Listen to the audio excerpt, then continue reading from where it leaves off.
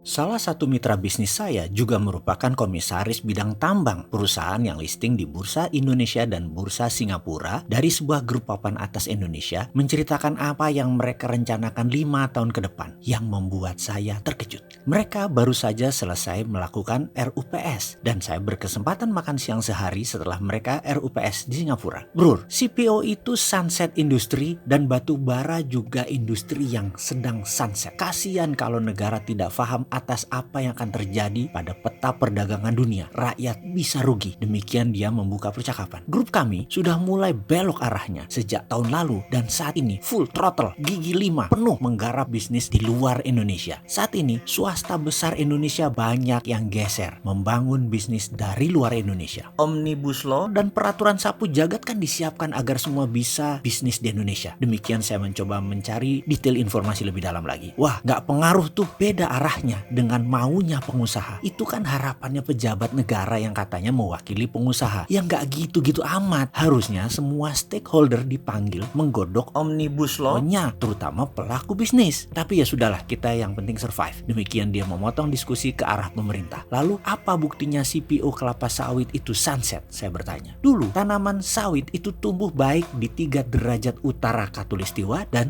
3 derajat di selatan Khatulistiwa. Dan Indonesia diuntungkan dengan posisi saat itu. Tetapi sejak 3 tahun lalu, ilmuwan Eropa sudah menemukan ternyata bibit sawit mereka bisa tumbuh baik sampai di 19 derajat utara dan selatan Khatulistiwa. Ya, Afrika langsung jadi lahan yang dibangun sawitnya, dan Afrika itu lebih dekat dengan Eropa. Karena itu sawit tumbuh pesat bisnisnya di Afrika, tapi tidak di Asia. Jadi pengusaha sawit di Indonesia saat ini itu dua muka. Kayaknya baik-baik dengan sawit di Indonesia, tapi mereka tidak ada mau tanam baru lagi. Tidak ada peremajaan lagi. Ya habis kira-kira 25-30 tahun lagi mereka tutup. Tidak mau bangun pabrik penyulingan baru, dan pemerintah harusnya tajam sebenarnya atas apa yang akan terjadi. B20, B100 itu nggak akan jalan baik kalau engine tidak diganti yang cocok untuk bahan bakar bercampur sawit tersebut. Ini harus terintegrasi membangunnya. Indonesia harus punya pabrik manufaktur engine khusus untuk B20 sampai B100. Kalau mesin yang ada saat ini nggak akan banyak impactnya. Demikian dia menjelaskan arah perusahaannya yang memang sedang mengembangkan bisnis di Afrika dan Australia dengan melepas usaha di Indonesia secara perlahan. Yang dilepas adalah tambang batu bara di Sumatera dan di Kalimantan. Tekanan dunia atas climate change dan komunitas pro lingkungan membuat industri batu bara serta pembangkit listrik berbasis batu bara akan sunset. Produk Indonesia kalau di tahun 2025 masih ada kontribusi batu baranya akan dipajaki tinggi dan tidak diambil bahkan karena dianggap tidak lulus green label. Indonesia itu harusnya netral aja deh. Jangan terlalu miring ke Cina. Jadi ditekan terus di mana-mana. Masa sampai saat ini masih belum sadar juga? Main cantik lah. Amerika itu bajingan. Eropa juga sama bajingannya. Tapi lobby-lobby geoekonomi harusnya bisa dilakukan. Kalau tidak swasta kejepit memilih membangun bisnis dari luar Indonesia. Kasihan negara Indonesia nggak dapat apa-apa dari pajaknya.